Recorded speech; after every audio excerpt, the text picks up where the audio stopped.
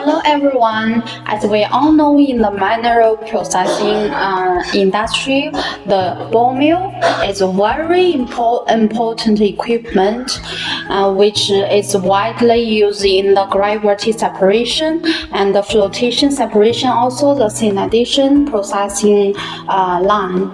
And today I also have some questions about this equipment. Want to check with Rosa. Okay, Amber. Okay, Rosa, for generally speaking about this equipment, how many meshes do the materials need to be grounded to? Generally, it is 200 mesh. 200 mesh, okay. And how many tons the ball mill can be consumed?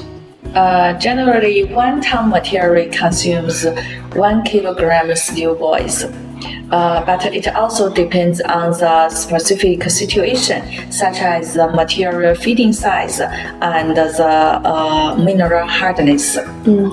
As I know, also for the ball mills, when it's using have some easy broken parts, right? Yes, and the regular maintenance is necessary. Then the ball mill can be used for a long time.